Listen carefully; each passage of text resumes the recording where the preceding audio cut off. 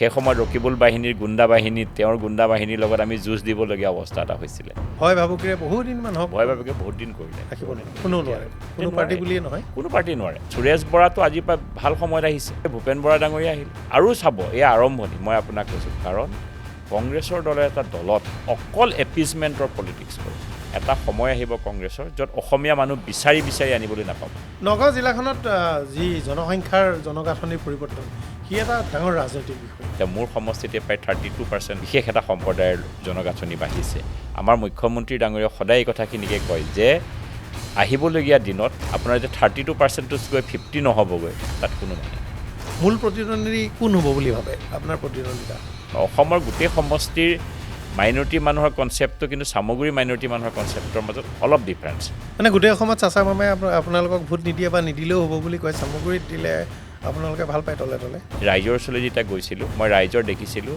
সম্পূৰ্ণভাৱে ৰকিবুল হুছেইন ডাঙৰীয়াৰ এগেইনষ্টত পুৰণা বিজেপিৰ নেতা ৰাজ্যিক সভাপতি তেওঁ অসম জাতীয় পৰিষদত যোগদান কৰিলে ৰাজেন্দ্ৰাৰ ইলেকশ্যন খেলিলে মই তেখেতলৈ শুভেচ্ছা আছে আৰু খুব সুন্দৰকৈ হাৰিব আপুনি চিন্তা কৰক স্বাগতম জনাইছোঁ নিৰ্বাচন বিশেষ আচলতে প্ৰাক নিৰ্বাচন বিশেষ বুলি ক'লে বেছি খাপ খাব আৰু মোৰ সৈতে আছে আজিৰ অতিথি বিধায়ক জিতু গোস্বামী ডাঙৰীয়া স্বাগতম জনাইছোঁ বহৰমপুৰ সমষ্টিৰ বিধায়ক আৰু ভাৰতীয় জনতা পাৰ্টীৰ টিকটত পুনৰ এবাৰ প্ৰতিদ্বন্দ্বিতা কৰাৰ সম্ভাৱনা প্ৰায় নিশ্চিত হৈছে ইয়াৰ বিপৰীতে কংগ্ৰেছৰ কাক প্ৰাৰ্থিত্ব দিয়ে চাবলগীয়া হ'ব মূল কংগ্ৰেছৰ প্ৰতিদ্বন্দ্বী আছিল বিগত নিৰ্বাচনত আৰু পূৰ্বেও পৰাজিত হৈছিল সুৰেশ বৰা ইতিমধ্যে ভাৰতীয় জনতা পাৰ্টীত যোগদান কৰিছে আৰু ভাৰতীয় জনতা পাৰ্টীত আছে গতিকে কংগ্ৰেছৰ শক্তিশালী প্ৰাৰ্থী এতিয়ালৈকে চকুত পৰা নাই কিন্তু আবেদন কৰিছে আৰু তেওঁলোকে নাম ঘোষণাৰ পাছত এই কথাটো স্পষ্ট হ'ব যে কোনজনে কিমান শক্তি দেখুৱাব পৰা অৱস্থাত আছে মই নিৰ্বাচনৰ প্ৰাকখনত ৰাজনৈতিক কেইবাটাও বিষয়ে কথা পাতিম প্ৰথমতে ইতিমধ্যেই বহৰমপুৰত প্ৰতিদ্বন্দ্বিতাৰ বাবে ভাৰতীয় জনতা পাৰ্টীয়ে প্ৰাথমিকভাৱে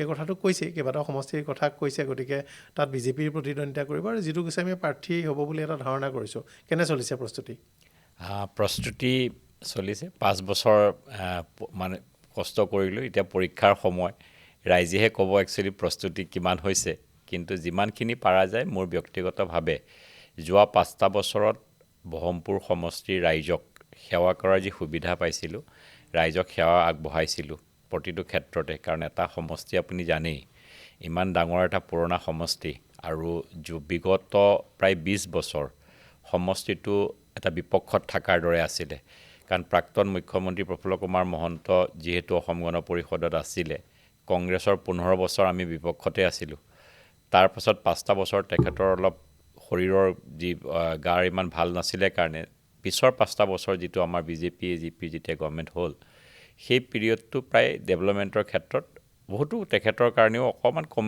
হৈছিলে শৰীৰৰ কাৰণে সেইকাৰণে 20টা বছৰ আমি বহৰমপুৰ সমষ্টি পিছ পৰি আছিলোঁ সেইফালৰ পৰা যোৱা 5টা বছৰত কিছু সংখ্যক চেষ্টা কৰিছিলোঁ যিখিনি কাম কৰিব পৰা যায় মেইনলি আমি ফ'কাছ যিখিনি কৰিছিলোঁ সেইখিনিৰ পৰা মই ভাবোঁ ৰাইজ কিমান সন্তুষ্টটো আপুনি এতিয়া গম নাপায় ইলেকশ্যনতহে গম পাব কিন্তু মই ভাবোঁ মোৰ যিটো বিচাৰ যে ৰাইজে কিছু ক্ষেত্ৰত সকাহ পাইছে যাতায়াতেই হওক বা ৰাস্তা ঘাটেই হওক হস্পিটেলেই হওক শিক্ষা ক্ষেত্ৰতেই হওক প্ৰায়বিলাক ক্ষেত্ৰতে মই চেষ্টা কৰিছিলোঁ যোৱা 5টা বছৰত অলপ হ'লেও কাম আগবঢ়াবৰ কাৰণে নগাঁও জিলাখনত যি জনসংখ্যাৰ জনগাঁথনিৰ পৰিৱৰ্তন সি এটা ডাঙৰ ৰাজনৈতিক বিষয় আৰু এতিয়া ভাৰতীয় জনতা পাৰ্টীৰ যি নিৰ্বাচনী ইছ্যু বা মুখ্যমন্ত্ৰীয়ে যেনেদৰে বিষয়বোৰ আগুৱাই নিছে তাত খিলঞ্জীয়া মানুহৰ অস্তিত্ব ডাঙৰ প্ৰশ্ন হ'ব বহৰমপুৰ দীৰ্ঘদিনৰ পৰা খিলঞ্জীয়া অধিষ্ঠিত সমষ্টি হিচাপে পৰিচিত আছিল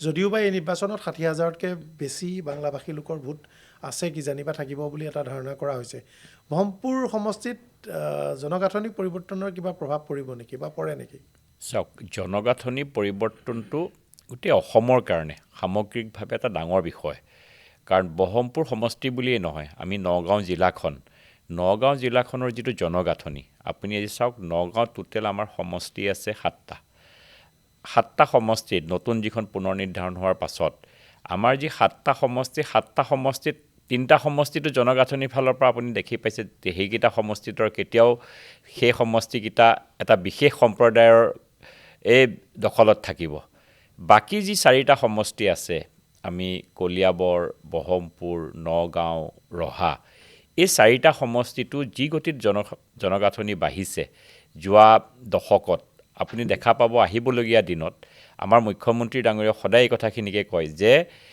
আহিবলগীয়া দিনত অসমত এনেকুৱা হ'ব জনগাঁথনিৰ পাতে এতিয়াই প্ৰায় 33% 34% সমষ্টিবিলাকত হৈছে এতিয়া মোৰ সমষ্টিতে প্ৰায় 32% আজিৰ ডেটত আপোনাৰ বিশেষ এটা সম্প্ৰদায়ৰ জনগাঁথনি বাঢ়িছে সেইদৰে যদি আপুনি বাঢ়ি যায় আৰু জনগাঁথনিটো ইমান কম সময়ত তেওঁলোকৰ বাঢ়ে যিটো আপুনি ভাবিব নোৱাৰে যে আৰু যে 10 বছৰৰ পাছত আপোনাৰ যে 32% গৈ 50 নহ'বগৈ তাত কোনো মানে নাই আৰু এইটোৱে এটা ডাঙৰ প্ৰভাৱ পেলাব সেইকাৰণে মই ভাবোঁ অসমত জনগাঁথনিৰ এটা ডাঙৰ যিটো আমাৰ ডেমোগ্ৰাফিক চেঞ্জ হৈছে তাত এটা ডাঙৰ প্ৰভাৱ নিৰ্বাচনবিলাকত পৰে আৰু সেইফালৰ পৰা আমাৰ যিটো লাষ্ট পুনৰ্নিৰ্ধাৰণ হ'ল ডিলিমিটেশ্যনে ভাৰতীয় জনতা পাৰ্টীৰ যি ইনিচিয়েটিভ আছিলে আমাৰ মুখ্যমন্ত্ৰী ডাঙৰীয়াৰ ডিলিমিটেশ্যনে কিন্তু অসমীয়া জাতিক কেইটামান বছৰৰ কাৰণে সঁচাকৈ সকাহ দিছে আৰু এইটো সঁচাকৈ আপুনি অসমত ডিলিমিটেশ্যনৰ কাৰণে আজি অসম আন্দোলনেই কৰি আমি যিটো নাপাইছিলোঁ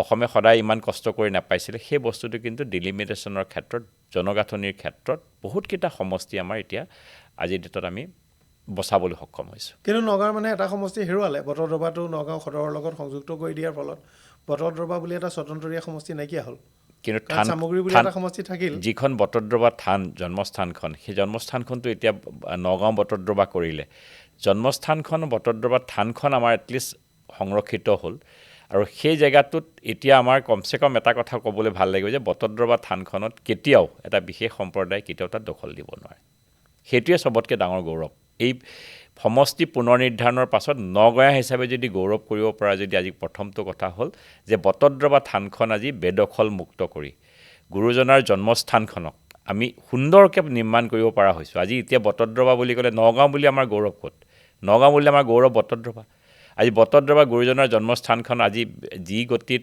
আমি ইমান ধুনীয়াকৈ বটদ্ৰৱা প্ৰকল্পটো হ'ল অলপ দিন আগতে ভাৰতবৰ্ষৰ গৃহমন্ত্ৰী আহি উদ্বোধন কৰিলে নিজকে অসমীয়া বুলি নগঞা বুলি গৌৰৱ কৰিব পৰা এটা প্ৰধান হ'ল আৰু নগঞা বুলি গৌৰৱ কৰা বটদ্ৰৱাত যদি কালি এজন বিশেষ সম্প্ৰদায়ৰ লোকে যদি তাৰ বিধায়কজন হয় তাতকৈ আৰু দুখ লগা কথা অসমীয়া জাতিৰ হ'ব নোৱাৰে সেইটোৰ কাৰণে আমি ধন্যবাদ জনাবলৈ মুখ্যমন্ত্ৰী ডাঙৰীয়াক বৰদোৱা সুৰক্ষিত কৰিবৰ কাৰণে বটদ্ৰৱা সমষ্টিটো ত্যাগ কৰিবলগীয়া হ'ল একেদৰে বহমপুৰ সমষ্টিটোত 4টা সমষ্টিমানৰ বৃহৎ এলেকা সোমাল চামগুৰি সমষ্টিৰ জিঅ'গ্ৰাফিকেলি যদি চাই চেণ্ট্ৰেল আছাম কিছু অসমৰে চবতকৈ পুৰণা যমুনা লাৰ্জেষ্ট সমষ্টিৰো সোমাল জিঅ'গ্ৰাফিকেলি আমাৰ সমষ্টিটো বহুত ডাঙৰ আমি কলিয়াবৰ সমষ্টিৰ পৰাও সোমালে চামগুৰি সমষ্টিৰ পৰা সোমালে যমুনামুখ সমষ্টিৰ পৰা সোমালে ৰহা সমষ্টিৰ পৰা সোমালে গোটেইকেইটা সমষ্টিৰ পৰা সোমাই একদম চেণ্ট্ৰেল যিহেতু চেণ্ট্ৰেল নগাঁৱত আমাৰ সমষ্টিটো পৰে বহমপুৰত আৰু বহমপুৰত আমাৰ ভোটাৰ আছিলে 1,79,000 80,000 এতিয়া ভোটাৰ হৈ গ'ল প্ৰায় 2,40,50,000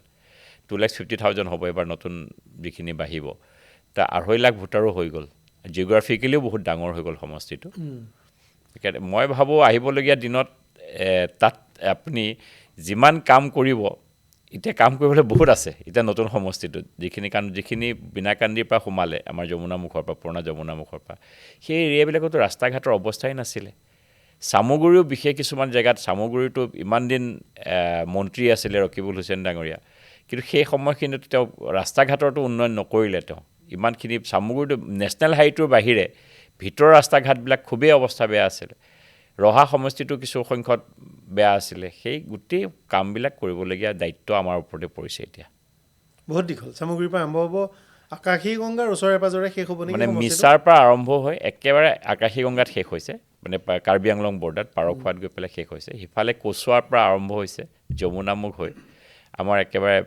হেৰিত শেষ হৈছেগৈ মানে কামপুৰ হৈ আহি আপোনাৰ নগাঁৱত শেষ হৈছে বৃহৎ পৰিসৰৰ সমষ্টি কিন্তু এতিয়া এটা চাব লাগিব যে নগাঁও জিলাত এই মুহূৰ্তত প্ৰদেশ কংগ্ৰেছৰ অন্যতম শক্তিশালী আচলতে আটাইতকৈ শক্তিশালী নেতা চাগৈ গৌৰৱ গগৈৰ পিছত ৰকিবুল হুছেইনৰ ঘৰ তেওঁ চামগুৰিৰ বিধায়ক আছিল মন্ত্ৰী আছিল তেওঁৰ পুত্ৰ যোৱাবাৰ চামগুৰি সমষ্টিত উপ নিৰ্বাচনত প্ৰতিদ্বন্দ্বিতা কৰিছিল পৰাস্ত হৈছে আপুনি সুৰেশ বৰা ইত্যাদিসকলে বৰ গুৰুত্বপূৰ্ণ ভূমিকা লৈছিল ডিপ্লু ৰঞ্জন শৰ্মাক জিকাবলৈ এতিয়া নিশ্চিতভাৱে তেওঁলোকে প্ৰাৰ্থী প্ৰক্ষেপ কৰিব 2-এজনৰ নাম ওলাই আছে তেওঁলোক চৰ্চাত আছে বা কথা বতৰা চলি আছে কংগ্ৰেছৰ প্ৰাৰ্থী মূল প্ৰতিদ্বন্দ্বী কোন হ'ব বুলি ভাবে আপোনাৰ প্ৰতিদ্বন্দ্বিতা চামগুৰি সমষ্টিত আপোনালোকে জানেই বহুত বছৰ ধৰি পেলাই তেওঁলোকৰ বংশ পৰিয়াল দেউতাক আছিলে নুৰুল হুছেইন তাত বিধায়ক আছিলে, তাৰপাছত ৰকিবুল হুছেইন, তাৰপাছত যোৱাবাৰ তেখেতসকলে তানজিল হুছেইনকো ট্ৰাই কৰিলে বিধায়ক বনাবলৈ, আৰু যিটো কংগ্ৰেছৰ বংশগত পৰম্পৰা সেইটো তেওঁলোকে কৰি পেলায়। কিন্তু যোৱাবাৰ যিটো আমাৰ বাই ইলেকশ্যন, চামগুৰি বাই ইলেকশ্যন হৈছিলে, বাই ইলেকশ্যন হওঁতে ৰাইজৰ যিটো মই দেখা পাইছিলোঁ, ৰাইজে ৰকিবুল হুছেইনৰ বংশক, তেওঁলোকৰ পৰিয়ালক কোনো ক্ষেত্ৰতে একচেপ্ট কৰা নাছিলে। কাৰণ 24,500 ভোটত ডিপ্লৰঞ্জন শৰ্মা ডাঙৰীয়া তাৰ পৰা জিকিছিলে বিধায়ক হৈ পেলাই। যিটো চামগুৰিৰ ক্ষেত্ৰত আপুনি জানে, চামগুৰিৰ ক্ষেত্ৰত এইটো সম্ভৱপৰ কথা নহয় যে 24,500 ভোটত জিকিব পৰাটো।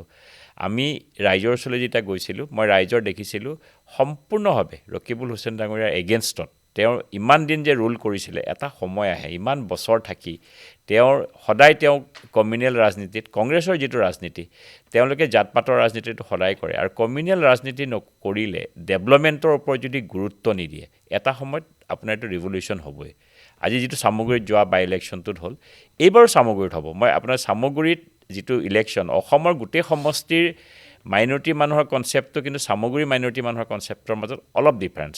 কাৰণ তাত কংগ্ৰেছ বুলি বা মাইনৰিটি বুলি নহয়, তাত এণ্টি ৰকিবুল হুছেইনৰ এটা ডাঙৰ, তাত এটা ৰাইজৰ এটা ডাঙৰ হেৰি আছে, আৰু তেওঁৰ এণ্টি ইনকুবেঞ্চি বা তেওঁৰ ফেমিলিৰ এগেইনষ্টত খুব ডাঙৰ এটা তাত মানুহৰ ঢৌ আছে। মই ভাবোঁ এইবাৰো ইমান ইজি নহ'ব, মই নাভাবোঁ যে ইমান ইজি হ'ব এইবাৰ। মানে গোটেই অসমত চাচা মামাই আপোনালোকক ভোট নিদিয়ে বা নিদিলেও হ'ব বুলি কয়, চামগুৰিত দিলে আপোনালোকে ভাল পায় তলে তলে? চাওক, সেইটো কথা নহয়, চাচা মামাৰ ভোট লগা বুলি নহয়, চামগুৰি ইকুৱেশ্যনটো কৈছোঁ। যিহেতু চামগুৰি সমষ্টি মই 2016ত মই নিজে তাৰ পৰা প্ৰাৰ্থী আছিলোঁ।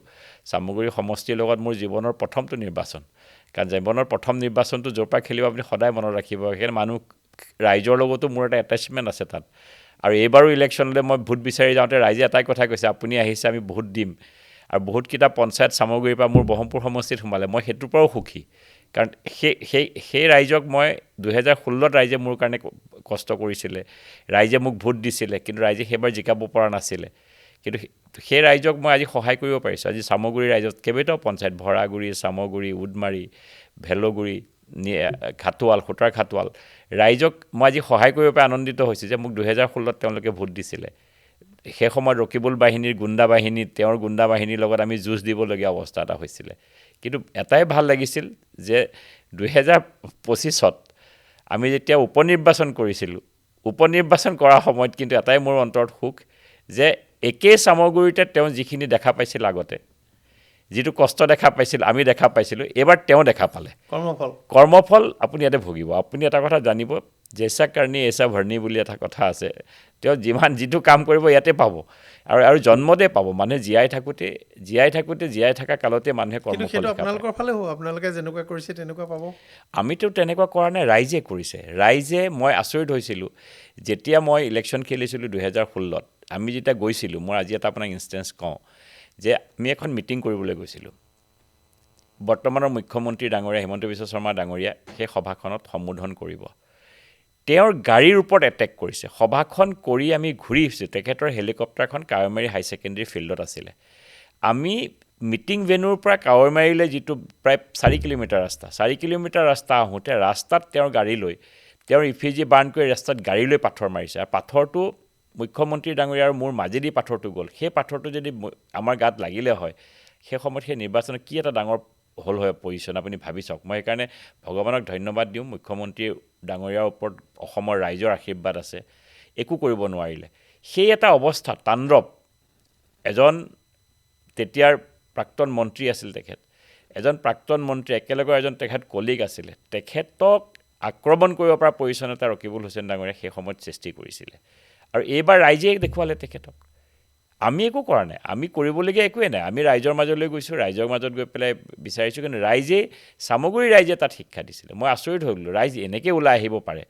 সেইকাৰণে এইবিলাক মই কেতিয়াও বিশ্বাস নকৰোঁ। কিন্তু আপুনি এটা কথা গম পাব, কৰ্মফল আপুনি যদি কৰে সেই অনুপাতত গ'লে সেইটোৱে হয়। আৰু মানুহৰ মই এটা কথা মই দেখা পাইছোঁ যে আপুনি বহুত দিন ৰাজনীতিত মিছা কথা কৈ মানুহক ঠগি আপুনি সৰু কিছুমান পলিটিক্স কৰি পেলাই ৰাজনীতিটো আমি ৰাখিব বা নোৱাৰোঁ। ভয় ভাবুকিৰে বহুদিন মানুহক ভয় ভাবকে বহুত দিন কৰিলে, ৰাখিব বহুত দিন নোৱাৰে। কৰিলে। কোনো এতিয়া- নোৱাৰে। এতিয়া কোনো নোৱাৰে। পাৰ্টি বুলিয়ে নহয়, কোনো পাৰ্টি নোৱাৰে, সম্ভৱ নহয়। কোনো পাৰ্টি সম্ভৱ নহয়। মানুহক অন্তৰ জয় কৰিব লাগিব, উন্নয়ন কৰিব লাগিব, আৰু উন্নয়নো কৰিব লাগিব, অন্তৰ জয় কৰিব লাগিব, কাম কৰিব লাগিব। আপোনাক ভোট এনেই দিব মানুহে। মানুহে অসমৰ ৰাজনীতিটোত মই এটা কথা আপোনাক ক'ম, এতিয়াও মানুহে বহুত ৰাজনীতিত এতিয়াও অভিজ্ঞ লোকৰ, ৰাজনীতিৰ ৰাইজে বিচৰা, ৰাইজক সেৱা কৰিব পৰা নেতা এতিয়াও বহুত কম। এতিয়াও ৰাইজৰ মাজত তেনেকুৱা মানুহে যদি কাম কৰে, ৰাইজে আঁকোৱালি ল'ব। কেতিয়াও আপোনাৰ চিন্তা কৰিব নালাগে। মই ভাবোঁ আজি মুখ্যমন্ত্ৰী ডাঙৰীয়া গাঁৱৰ ভিতৰৰ মহিলা এগৰাকীও ভাল পায়। আচৰিত লাগে, আমি যদি কেতিয়াবা মুখ্যমন্ত্ৰী ডাঙৰীয়া সভালৈ যদি মানুহ আনিবলৈ যাওঁ, গাঁৱত যদি যাওঁ, কওঁ মুখ্যমন্ত্ৰী ডাঙৰীয়া সভা আছে যাবনে, একদম হাঁহি ওলাই, যাম দেই যাম, মোক এবাৰ চুই চাবলৈ লাগে। বৃদ্ধ মহিলা এগৰাকী মোক ৰিকুৱেষ্ট কৰিছে আহি, মোক বোপাই এটা কাম কৰি দিবা নেকি। মই এবাৰ মানে হিমন্ত বিশ্ব শৰ্মাৰ হাতটো এবাৰ চুই চাবলৈ মন গৈছে, তাক এটা আশীৰ্বাদ দিবলৈ মন গৈছে। মানে বয়সস্থ মহিলা মানুহে এনেকৈ আহি যেতিয়া কথাটো কয়, তেতিয়া আপুনি গম পাবলৈ কিমান অন্তৰত আছে। ৰাজনীতি কৰিব পাৰে আপুনি, উন্নয়ন কৰিছে। আজি কোনোবাই গালি দিব আপোনাক ৰাজনীতিত, কোনোবাই আপোনাক মৰম কৰিব, জানাজনে ক'ব এইটো বদমাছ, কোনোবাই ক'ব এইটো ভাল। এইটো ৰাজনীতিত থাকেই। কিন্তু মানুহৰ অন্তৰত, যিও মানুহৰ সেই বৃদ্ধ মহিলাগৰাকী পৃথিৱীত কোনো ৰাজনীতিলৈ মতলব নাই, তেওঁ পৃথিৱীত কোনো হেৰি নাই। তেওঁ দেখিছে যে উন্নয়ন হৈছে, মোৰ ঘৰৰ সন্মুখৰ ৰাস্তাটো হৈছে। জীৱনটো মই ইয়াত থাকিলোঁ, মোৰ ঘৰৰ সন্মুখত বোকা গছকি গ'লোঁ, এতিয়া ৰাস্তাটো হৈছে। ধুনীয়াকৈ দুখীয়া মানুহ, দৰৱ কিনিবলৈ পইচা নাই, অৰুণোদয়ৰ পইচাটো সোমাইছে, অন্তৰত সুখ। সেই সুখটো, সেই প্ৰাপ্তিৰ আনন্দটো, আৰু সেই মানুহৰ যিটো আপুনি সেই বস্তুটোত মই বহুত, আমিতো সৰুৰ পৰাই ইয়াতে ডাঙৰ হৈছোঁ, অসমত ডাঙৰ হৈছোঁ, কিন্তু আজি মুখ্যমন্ত্ৰীজনৰ প্ৰতি থকা ভৰসা, ৰাইজে ভাৰতীয় জনতা পাৰ্টিৰ থকা যি ভৰসা, সেইটো অন্তৰৰ পৰা ওলাই অহা ভৰসা। মই সেই বস্তুটো এনেকুৱা নহয় যে আপুনি কাৰোবাক জোৰ জলম কৰি পেলাই, সেই স্বতঃস্ফূৰ্ত এটা বস্তু আছে যিটো আপুনি আচৰিত হ'ব। মই আপোনাক ক'লোঁ 2024 নিৰ্বাচনটোত আপুনি আচৰিত হ'বলগীয়া একো নাই যে অসমত আমি 103টাৰ ওপৰত ছিট পাম। আশা কৰিছে, ইতিমধ্যে মুখ্যমন্ত্ৰীয়ে আশা প্ৰকাশ কৰিছে। কিন্তু আপোনাৰ এতিয়া প্ৰধান মানে প্ৰত্যাহ্বান আছিল সুৰেশ বৰা। আপোনাৰে সৌভাগ্য যে তেওঁ আপোনাৰ দললৈকে আহিল, আৰু ব্ৰহ্মপুৰত আপোনাৰ প্ৰতিদ্বন্দ্বী হিচাপে এতিয়ালৈকে কোনো টিকেট বিচৰাৰ কুচকাৱাজ আমাৰ চকুত পৰা নাই। গতিকে আপুনি মোটামুটি সুৰেশ বৰা ডাঙৰীয়া ক্লিন চিটেই পালে, আৰু যে সুৰেশ বৰাই সম্ভৱতঃ আপোনাৰ ব্ৰহ্মপুৰৰ দাবীদাৰ নহয়। মই আপোনাক কৈ আছোঁ, সুৰেশ বৰা ডাঙৰীয়া এজন খুব ভাল কাৰ্যকৰ্তা, খুব কষ্ট কৰে, ডেডিকেটেড। কংগ্ৰেছত থকা সময়তো মোৰ 2021 যিটো নিৰ্বাচন আছিলে, সেই নিৰ্বাচন ওৱান অফ দ্য টাফেষ্ট নিৰ্বাচন। কি কাৰণে? মই সেই সময়ত আপুনি চাওক, গোটেই অসমত সেইবাৰ এটা বেলেগ ঢৌ আছিলে। অসমীয়া হিন্দু মানুহৰ ভোট বহুত সমষ্টিত কংগ্ৰেছে পোৱা নাই, কিন্তু ব্ৰহ্মপুৰত প্ৰায় 20,000 অসমীয়া মানুহৰ ভোট সেই সময়ত সুৰেশ বৰাই ডাঙৰীয়া পাইছিলে। তেওঁৰ মানুহৰ মাজত মৰম আছিলে, কষ্ট কৰিছিলে, ৰাইজৰ মাজত থাকে, ৰাইজৰ মাজত কষ্ট কৰিছে, এজন ভাল কাৰ্যকৰ্তা। যি পাৰ্টিতে নাথাকক, কংগ্ৰেছত আজি আমাৰ মুখ্যমন্ত্ৰী ডাঙৰীয়াও কংগ্ৰেছত আছিলে। কংগ্ৰেছত থাকিলে বুলি যিজন নেতাৰ, যি পাৰ্টিতে নাথাকক, ভাল নেতাজন সদায় ভাল নেতাজন তেওঁ কংগ্ৰেছতে থাকক, CPMতে থাকক, যি পাৰ্টিতে থাকক, তেওঁৰ যদি সঁচাকৈ তেওঁ ৰাইজক সেৱা কৰাৰ উদ্দেশ্য আছে, কষ্ট কৰাৰ যদি মানসিকতা আছে, তেওঁৰ ভালপোৱা গুণখিনি সমাজৰ কাৰণে, ৰাইজৰ কাৰণে লাভত আহিব। আৰু সুৰেশ বৰা ডাঙৰীয়াই ভাল ডিচিশ্যন ল'লে, কাৰণ কংগ্ৰেছ পাৰ্টিতটো থাকিবলগীয়া পাৰ্টি নহয়।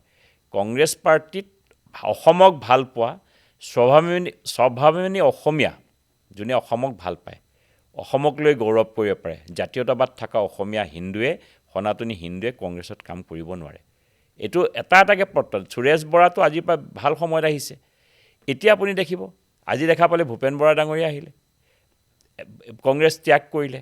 আজি আৰু চাব, এয়া আৰম্ভণি, মই আপোনাক কৈছোঁ। কাৰণ কংগ্ৰেছৰ দলে এটা দলত, যি দলে অকল এপিজমেণ্টৰ পলিটিক্স কৰে, এপিজমেণ্ট টু স্পেচিয়েলি এটা কমিউনিটিক, আৰু স্পেচিয়েলি সেই কমিউনিটিক এপিজমেণ্ট কৰোঁতে আচল যিটো আমাৰ মেইন সত্তা, আমি ভাৰতবৰ্ষত আমি হিন্দু, আমি মেজৰিটি, অসমত অসমীয়া মেজৰিটি। আজি অসমীয়া মেজৰিটি, হিন্দু মেজৰিটি এখন ষ্টেটত আপুনি যেতিয়া এপিজমেণ্ট পলিটিক্সটো কৰিব, এনেকুৱা এজন নেতাক ৰাখিব যে যিজন নেতাই তেওঁৰ নিজৰ দম্ভালি মাৰে, তেওঁ নিজেই গোটেইখিনি দম্ভালি মাৰি তেওঁৰে গোটেইখিনি চলিব লাগিব। আৰু তেনেকুৱা এজন নেতাক পাইছে, যিজন নেতাক ৰাইজে প্ৰত্যাখ্যান কৰিছে। এবাৰ লৰাই 24,500 ভোটত হাৰিলে। তেনেকুৱা এজন নেতাক যদি আপুনি, ৰকিবুল হুছেইন ডাঙৰীয়াৰ দৰে এজন নেতাক যদি আপুনি কংগ্ৰেছৰ কমিটিত এলায়েন্স কমিটিত কাৰোবাৰ লগত কথা পাতিবলৈ, কংগ্ৰেছত কোনে টিকেট পাব, কংগ্ৰেছে কোনে কথা ক'ব, কোন স্প'ক্স পাৰ্চন হ'ব, সেই নীতি যদি কৰিব যায়, সেই পাৰ্টিত এজন ভাল অসমীয়া যোনে অসমক ভাল পায়, এখন জাতীয়তাবাদী অসমীয়া এজন কেতিয়াও সেইটো পাৰ্টিত থাকিব নোৱাৰে। আৰু নথকাৰ ফলতে এই আৰম্ভণি মই আপোনাক কৈছোঁ একেবাৰে আপোনাৰ চলি থাকিব। এটা সময় আহিব কংগ্ৰেছৰ, আজি মই আপোনাক কৈ থ'লোঁ, এটা সময় আহিব কংগ্ৰেছৰ য'ত অসমীয়া মানুহ বিচাৰি আনিবলৈ নাপাব। সেইসকল অসমীয়াহে তাত থাকিব যাৰ অকল ৰাজনীতিৰ স্বাৰ্থ আছে বা নিজৰ ব্যক্তিগত স্বাৰ্থ আছে, বেলেগ পাৰ্টীয়ে তেওঁক নলয় আৰু বেলেগত তেওঁৰ জীৱনৰ ৰাজনীতি কৰিলে তেওঁৰ উন্নতি নহয় বুলি বেলেগৰ ৰাস্তা চবত দৰ্জা বন্ধ থকা নেতাকেইজনেহে আহি কংগ্ৰেছ কৰিব। ব্ৰহ্মপুৰ অগপৰ দুৰ্গ আছিল, প্ৰফুল্ল কুমাৰ মহন্ত মুখ্যমন্ত্ৰী হৈছিল আৰু বিজেপিয়ে মিত্ৰজোঁটে আসনখন ল'লে। কিন্তু অসম গণ পৰিষদৰ এতিয়াও যথেষ্ট সংখ্যক ভোট আছে অগপৰ। প্ৰফুল্ল মহন্ত ডাঙৰীয়া বা তেওঁলোকৰ সৈতে কিবা যোগাযোগ হয়নে বা ৰাজনীতিৰ পথাৰখনত? মহন্ত ডাঙৰীয়া অৱশ্যে অসুস্থ, নিজে ৰাজনীতি কৰিব নোৱাৰে, প্ৰত্যক্ষ নিৰ্বাচন প্ৰতিদ্বন্দ্বিতা কৰাটো তেখেতৰ বাবে চাগৈ সম্ভৱপৰ নহ'ব। কিন্তু অসম গণ পৰিষদৰ অলপ নহয় বহুত ভাল ভিত্তি আছে তাত। ৰাইজ অসম গণ পৰিষদৰ এটা জাতীয়তাবাদী আমাৰ এটা সমষ্টি, আৰু অসম গণ পৰিষদৰ যিসকল নেতাসকল তেওঁলোকে বহুত কষ্ট কৰি সমষ্টিটোত বহুতখিনি এফৰ্ট কৰিছিলে, আৰু তেওঁলোকৰ লগত যোৱা 5টা বছৰে যিসকল সঁচা অসম গণ পৰিষদৰ কাৰ্যকৰ্তা আছিলে, প্ৰত্যেকজন নিম্ন স্তৰৰ কাৰ্যকৰ্তাৰ পৰা প্ৰত্যেকজন নেতাৰ লগতে মই ব্যক্তিগতভাৱে যোৱা 5টা বছৰ নিজে কাম কৰিছোঁ।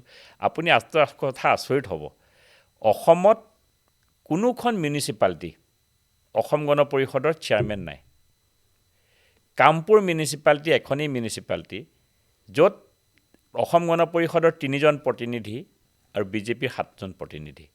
ময়ে প্ৰথম প্ৰপ'জেল দিছিলোঁ যে চেয়াৰমেনজন অসম গণ পৰিষদৰ পৰা কৰিম, কাৰণ সেই সমষ্টিটোত অসম গণ পৰিষদৰ চেণ্টিমেণ্ট আছে। প্ৰফুল্ল কুমাৰ মহন্ত ডাঙৰীয়াই 35 বছৰ এই সমষ্টিত আছিলে, দুবাৰকৈ চিফ মিনিষ্টাৰ পোৱা এটা সমষ্টি। ৰাইজ তাত আজি মুখ্যমন্ত্ৰীৰ সমষ্টি বুলি ব্ৰহ্মপুৰীয়া বুলি গৌৰৱ কিয় কৰে যে আমাৰ সমষ্টিৰ পৰা মুখ্যমন্ত্ৰী আছিলে, আমাৰ সমষ্টিৰ পৰা অসম চলাইছিলে। সেই অসম গণ পৰিষদক মই সন্মান দি পেলাই তাত মই কৈছোঁ যে নহ'ব, চেয়াৰমেনটো আমাৰ কৰিব। মোক বিজেপিৰ আমাৰ দলীয় মানুহেও মোক সেইটো সময়ত সেইটো ডিচিশ্যন লোৱাৰ কাৰণে বেয়া পাইছিলে। মই কৈছোঁ নহয়, কাৰণ আমি দিব লাগিব, যিহেতু এলায়েন্স পাৰ্টনাৰ, মিত্ৰ দল, আমি সকলোৱে মিলি ধুনীয়াকৈ চলিছোঁ। আৰু ব্ৰহ্মপুৰ সমষ্টিৰ প্ৰত্যেকজন আপুনি এজিপিৰ আমাৰ মিত্ৰ দলৰ প্ৰত্যেককে সুধিব পাৰে মোৰ লগত যিটো সম্পৰ্ক আছে, বা তেওঁলোকে আজিও মোক ডেইলি ফোন কৰে। আজিও মোক বহুত কেইজনে ফোন কৰিছে যে টিকেট কেতিয়া ঘোষণা হ'ব। মই কৈছোঁ টিকেট কেতিয়া ঘোষণা হ'ব, যেতিয়া ঘোষণা হ'বই, ইমান চিন্তা কৰে। কৈছে টিকেটটো সোনকালে লৈ আহক আৰু আমি ৰৈ আছোঁ। ঠিক তেনেকুৱা ধৰণৰ কথা কয়, সেইটো এটা অন্তৰত চোৱা কথা। সেইকাৰণে মই ভাবোঁ অসম গণ পৰিষদৰ ভিত্তি আছে। অসম গণ পৰিষদৰ যিটো বৰ্তমানৰ যিটো মই প্ৰব্লেম দেখা পাইছোঁ, তেওঁলোকৰ নতুন কাৰ্যকৰ্তা, যুৱ কাৰ্যকৰ্তাসকলৰ ওপৰত অকণ গুৰুত্ব দিব লাগিব। কাৰণ যেতিয়ালৈকে যুৱচামে সংগঠনটোলৈ নাহে তেতিয়ালৈকে আপোনাৰ এক্টিভিটি নহ'ব। এক্সিষ্টেঞ্চ আছে কিন্তু এক্টিভিটি বঢ়াব লাগিব। এক্টিভিটি বঢ়ালেহে পাৰ্টিটোত আৰু ডাঙৰ হ'ব। আৰু যি কাৰণে কি হৈছে, এতিয়া নতুন যুৱ প্ৰজন্মই যেনেকৈ আমাৰ বিজেপিলৈ খুব আগ্ৰহী হৈছে, যুৱ মৰ্চা কৰিবলৈ যুৱ প্ৰজন্ম আহিছে, নতুন নেতাসকল ওলাই আহিছে। এইটো এটা সূচায় যে এই পাৰ্টিটোৰ ভৱিষ্যতটো কি হ'ব। আমাৰ মণ্ডল সভাপতি 45 ইয়াৰ্ছৰ, আমি মণ্ডল সভাপতি ষ্টেণ্ডিং অৰ্ডাৰ যে 45 ইয়াৰ্ছৰ ওপৰত মণ্ডল সভাপতি ল'বই নোৱাৰিব। আৰু মণ্ডল সভাপতি যেতিয়া 45 ইয়াৰ্ছৰ যেতিয়া হ'ব, তেওঁ ঘূৰি ফুৰিবলৈ শক্তি থাকিব, ঘূৰিব পাৰিব, মানুহৰ মাজত কৰিব, ডেকা ল'ৰাজনে কাম কৰিব। আপুনি পাৰ্টিৰ কাম ডেফিনেটলি বেছিকৈ হ'ব। কিন্তু তাত এতিয়া যুৱ নেতাই প্ৰাক্তন ছাত্ৰ নেতা মণিমাধৱ মহন্ত, জিলা সভাপতি অগপৰ নগাঁৱৰ কেশৱ মহন্তৰ ভাতৃ, তেওঁ এবাৰ ৰাজহুৱাভাৱে এই সমষ্টিটোৰ বাবে দাবী আগ্ৰহ প্ৰকাশ কৰিছে।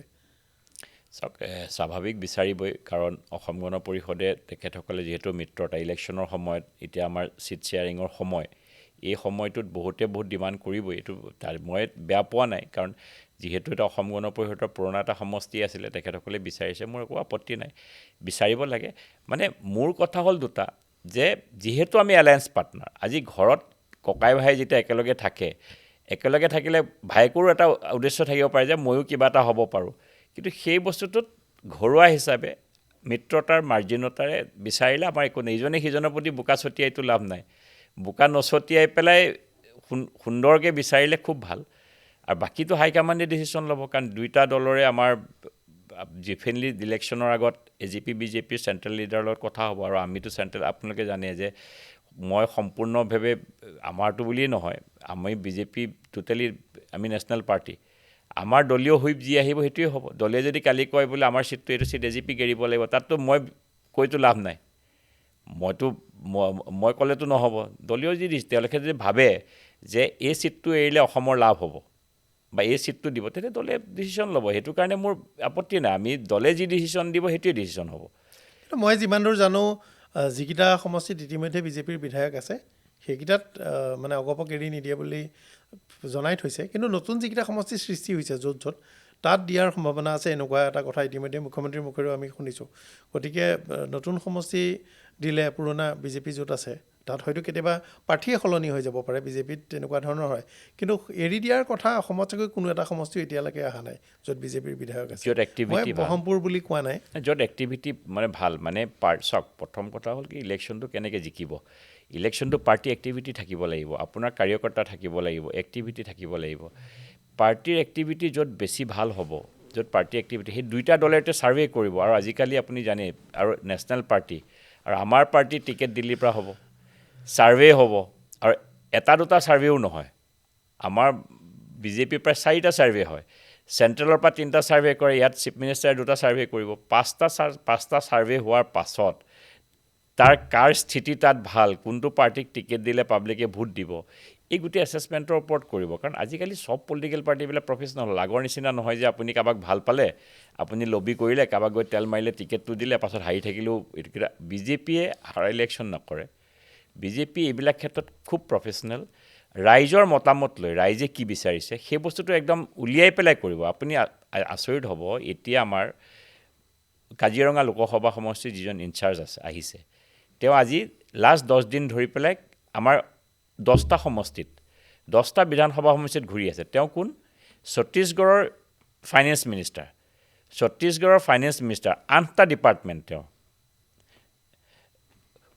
ওম প্ৰকাশ চৌধুৰী বুলি ওম চৌধুৰী ডাঙৰীয়া ছত্তীশগড়ৰ ফাইনেন্স মিনিষ্টাৰ 8টা ডিপাৰ্টমেণ্টৰ মোক ক'লে সেইদিনাখন যে মই বাজেট ইয়াৰ পৰাই বনাই আছোঁ ডেইলি ইভিনিং VC কৰি পেলাই মোৰ ফাইল চাই আছোঁ তেওঁ এই মাহত তেওঁৰ 24 তাৰিখে বাজেট দিব লাগিব তেওঁ কৈছে মোৰ বাজেটটো কৰিছোঁ মই বাজেটৰ কাম কৰিছোঁ তাৰ মাজত আমাৰ তাত আহি মোৰ বিধানসভা সমষ্টিলৈ আহি বুথৰ সভাপতিকেইজনৰ লগত মণ্ডল সভাপতিকেইজনৰ লগত বহি তেখেতে এছেছ কৰিছে মানে BJP ছিষ্টেমটো আমি ইলেকশ্যনটো চিৰিয়াছলি লওঁ এতিয়া মই যোৱা ছত্তীশগড়ৰ ইলেকশ্যনত মই ইনচাৰ্জ আছিলোঁ এটা বিধানসভা সমষ্টিৰ একালতাৰা বিধানসভা সমষ্টিত 1 মাহ তাত আছিলোঁ 1 মাহ তাত থাকি গাঁৱে গাঁৱে ক'ত বুথ আছে বুথত গৈ পেলাই ক'ত বুথত আমাৰ ষ্ট্ৰং হৈছে ক'ত নাই এইবিলাক কাম আমি কৰিছিলোঁ 1 মাহ ছত্তীশগড়ত গৈ কাম কৰিছিলোঁ এতিয়া ছত্তীশগড়ৰ ফাইনেন্স মিনিষ্টাৰ আহি আমাৰ লোকসভা সমষ্টিৰ ইনচাৰ্জ 10টা বিধানসভা সমষ্টিত লাষ্ট 10 দিনৰ পৰা ঘূৰি আছে তে আমি প্ৰত্যেকটো কথাত চিৰিয়াছ আৰু এই প্ৰফেচনেলিজিমটো আছে কাৰণে ভাৰতীয় জনতা পাৰ্টিৰ ওপৰত ৰাইজৰ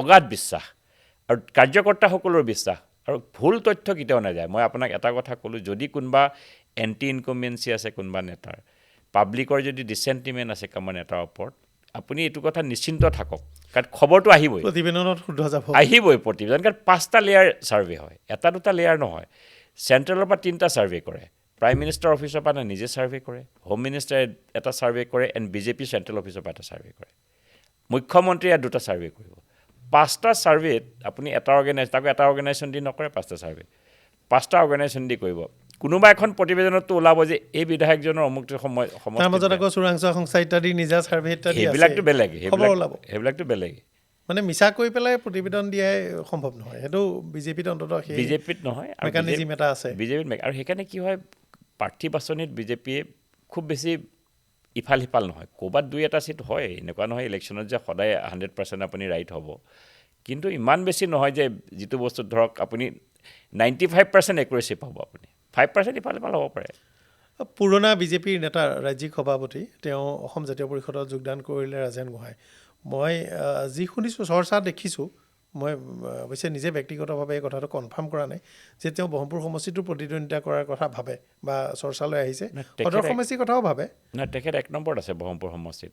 মানে ব্ৰহ্মপুৰ সমষ্টিতটো এলায়েন্সটো হ'লে এলায়েন্সটোত AJPয়ে ডিমাণ্ড কৰিছে ব্ৰহ্মপুৰটো, আৰু তেখেত ইলেকশ্যন খেলিবৰ বেগত তেখেতে ঘূৰিও আছে ইলেকশ্যন কৰিবলৈ। মই আচৰিত হৈছোঁ, তেখেতে এই বয়সত ইলেকশ্যন খেলিব আহিছে, একো প্ৰব্লেম নাই। মানে ৰাজেন্দ্ৰলৈ মোৰ এটা কথা, তেখেত মোৰ ৰাজনীতি গুৰু আছিলে। তেখেতৰ নেতৃত্বতেই মই ভাৰতীয় জনতা পাৰ্টীলৈ জইন কৰিছোঁ, আৰু তেখেতে ভাৰতীয় জনতা পাৰ্টী ত্যাগ কৰি গ'ল। আপত্তি নাই, দলীয় ক্ষোভ থাকে, মানুহৰ ক্ষোভ থাকিলে মানুহ ডেফিনেটলি যায়। কিন্তু মই ৰাজেন্দ্ৰৰ ক্ষেত্ৰত এটাই আচৰিত হৈছোঁ, মই যিটো বস্তু মই দুখ পালোঁ, সঁচা অৰ্থত মই ব্যক্তিগতভাৱে দুখ পাইছোঁ।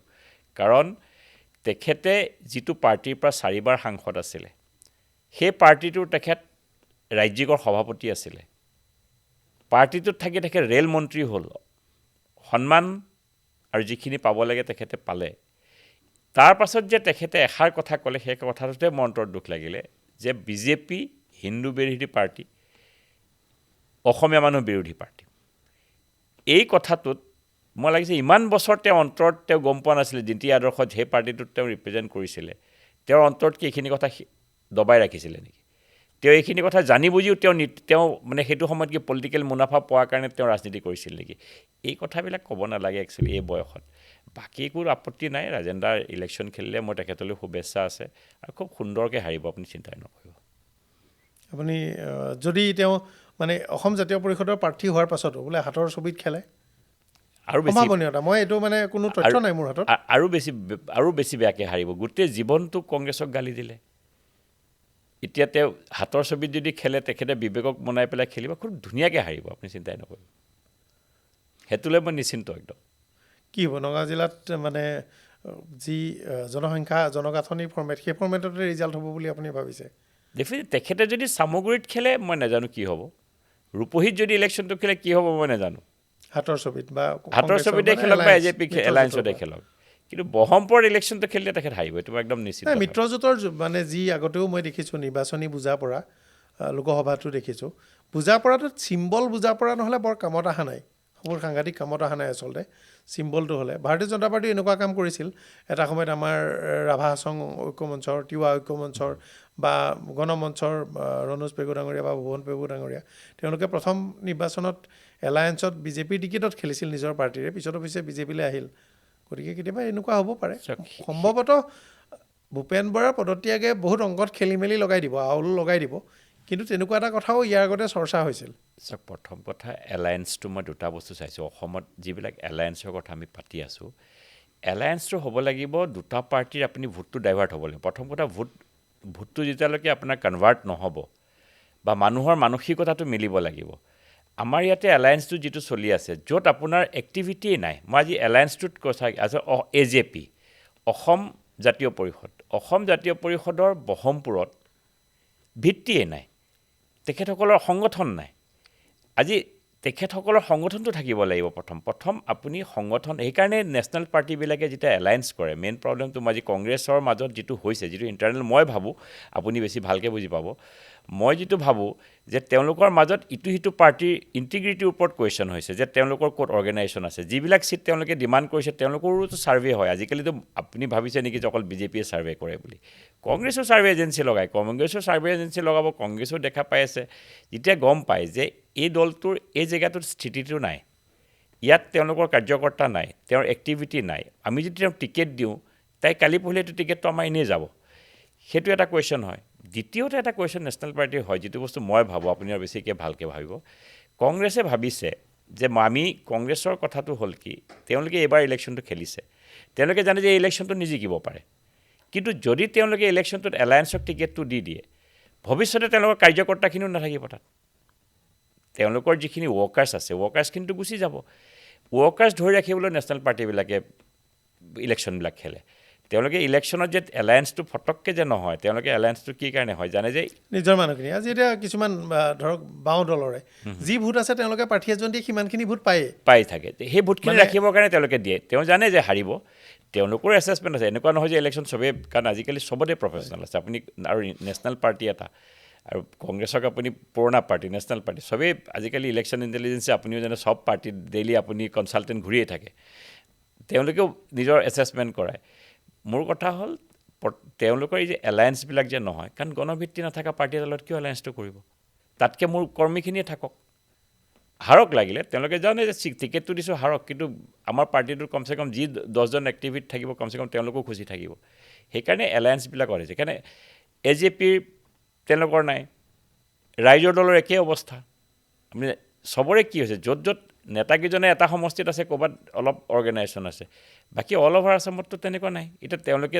টিকেটটোৰ নামত সেইকাৰণে কংগ্ৰেছেও ভাবিছে যে য'ত য'ত এতিয়া বিনাকান্দি ছিটটো বিচাৰিছে AJPয়ে জাষ্ট এক্সাম্পল এটা বিনাকান্দিটো AJPয়ে বিচাৰিছে কি কাৰণে যে তাতে মাইনৰিটি ভোট বেছি আছে তাতে যদি মাইনৰিটি ভোট দি দিয়ে বিনাকান্দি ছিটটো তেওঁলোকে AJP নামত এটা ছিট জিকা ছিট পাই যাব কিন্তু কংগ্ৰেছে কিয় এৰিব ছিটটো কাৰণ কংগ্ৰেছে এইকাৰণে নেৰে সেই ছিটটো কাৰণ তাত কংগ্ৰেছৰ বহুত দিনৰ পৰা তেওঁলোকৰ নেতা আছে তাত কাম কৰি আছে তাত তে জিকা ছিটটো আপোনাক কিয় এলায়েন্সত দিব সেইকাৰণে এলায়েন্সটো এওঁলোকৰ কি কাৰণে ইমান দিন লাগে নেকি এলায়েন্স কৰিবলৈ এলায়েন্সটো এইকাৰণেই নহয় কাৰণ তেওঁলোকে নিজৰ মাজত তেওঁলোকে সেইটো কৰিব নোৱাৰে ইজনে সিজনৰ সেইকাৰণে ভোট কনভাৰ্চনটো নহয় এলায়েন্সটো কৰিলে নহ'ব নহয় আপুনি ভোটটো কনভাৰ্চন হ'ব লাগিব যে সেই ভোটটো পাব্লিকে অলৰেডি ভোট পাব লাগিব এইকাৰণে এওঁলোকৰ এলায়েন্সৰ সূত্ৰটো একোৱেই নহয়গৈ মই আপোনাক আজিও ক'লোঁ কাৰণ AJPয়ে হওক ৰাইজৰ দলৰ লগতে হওক কংগ্ৰেছে য'ত য'ত দেখিব যে আমাৰ ইয়াত কাৰ্যকৰ্তাসকল ৰাখিব লাগিব তাত তেওঁলোকৰ লগত এলায়েন্স নকৰে